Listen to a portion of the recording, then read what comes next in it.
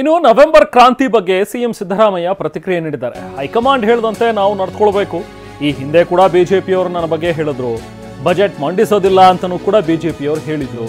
ಆದ್ರೆ ಏನಾಯ್ತು, ಅವ್ರು ಬಜೆಟ್ ಮಂಡಿಸಲ್ಲ ಅಂತ ಹೇಳಿದ್ರು. ಬಟ್ ನಾನು ಬಜೆಟ್ ಅನ್ನ ಮಂಡಿಸಿದೆ, ಅಧಿಕಾರ ಕೂಡ ಪೂರ್ಣಗೊಳಿಸಿದ್ದೆ. ಇನ್ನೂ 2.5 ವರ್ಷ ನಾನೇ ಸಿಎಂ ಆಗಿರ್ತೀನಿ.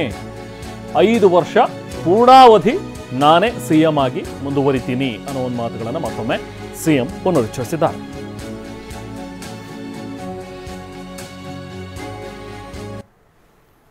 ಮತ್ತೆ ಈಗ ಈ ಸೆಪ್ಟೆಂಬರ್ ಕ್ರಾಂತಿ ಆಯಿತು, ಈಗ ನವೆಂಬರ್ ಕ್ರಾಂತಿಗೆ ಬಂದಿದೆ.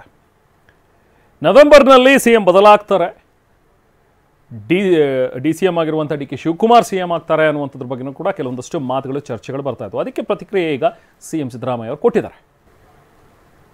ಇದ್ರ ಮಧ್ಯೆ ಸಾಕಷ್ಟು ವಿರೋಧ ಪಕ್ಷದವರು ಚರ್ಚೆಗೆ ಕಾರಣ ಮಾಡಿದಂಥದ್ದು ಸಿಎಂ ಸಿದ್ದರಾಮಯ್ಯ ಅವರು ಪುಷ್ಪಾರ್ಚನೆ ಮಾಡೋದಿಲ್ಲ, ಭವಿಷ್ಯ ಹೇಳ್ತೀವಿ ಅಂತ ಎಲ್ಲರೂ ಹೇಳಿದ್ರು. ಸೊ ನಾಳೆ ಪುಷ್ಪಾರ್ಚನೆ ಮಾಡ್ತಾ ಇದ್ದೀರಿ. ಮತ್ತೆ ಸೊ ವಿಪಕ್ಷದವರಿಗೆ ಏನಾಗುತ್ತೆ? ಭವಿಷ್ಯ ಸುಳ್ಳಾಯ್ತು. ಅವರು ಭವಿಷ್ಯಕಾರರಲ್ಲ, ಅದರಿಂದ ಭವಿಷ್ಯ ಹೇಳಕ್ಕೆ ಬರಲ್ಲ ಅವರಿಗೆ. ಅದರಿಂದ ಅವರು ಹೇಳಿದ ಪ್ರಕಾರ ಯಾವುದೂ ನಡೆಯಲ್ಲ. ಯಾಕಂದ್ರೆ ವಸ್ತುಸ್ಥಿತಿ ಗೊತ್ತಿಲ್ಲ ಅವ್ರಿಗೆ. ಅಲ್ಲ, ಬಟ್ ಅವ್ರಿಗೆ ಆಲ್ರೆಡಿ ನವೆಂಬರ್ ಶುರು ಮಾಡಿದ್ದಾರೆ.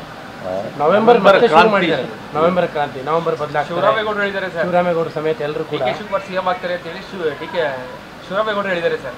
ಆ ಜನ ಹೇಳ್ತಾ ಇರ್ತಾರೆ. ಯಾಕಂದ್ರೆ ನವೆಂಬರ್ಗೆ 2.5 ವರ್ಷ ಆಗುತ್ತಲ್ಲ, ಆ ಥರ ನಾನೇನು ಹೇಳಿದ್ದೀನಿ ಅಂತಂದ್ರೆ ಹೈಕಮಾಂಡ್ನವರು ಏನು ತೀರ್ಮಾನ ಮಾಡ್ತಾರೆ ಅದಕ್ಕಂತ ನಡ್ಕೋಬೇಕು ಎಲ್ಲರೂ ಅಲ್ವಾ. Whatever the high command decides we have to go by it. ಅಂದ್ರೆ ವಿಪಕ್ಷದವರ ಭವಿಷ್ಯ ನಿಜ ಆಗಲ್ಲ ಅಂತ. ಮುಂದಿನ ಸತಿ ನೀವೇ ಪುಷ್ಪಾರ್ಚನೆ ಮಾಡ್ತೀರಿ. ಮುಂದಿನ ಸತಿ ನೀವೇ ಪುಷ್ಪಾರ್ಚನೆ ಯಾಕೆ ಮಾಡಬಾರ್ದು? ಮಾಡ್ತೀರಾ ಅಂತ ಐ ಹೋಪ್ ಸೋ. ಅವ್ರಿರೋ ತನಕ ಅವರೇ ಮಾಡ್ತಾರೆ. I hope so. 5 ವರ್ಷನೂ ನೀವೇ ಮಾಡ್ತೀರಿ. ಹೌದು.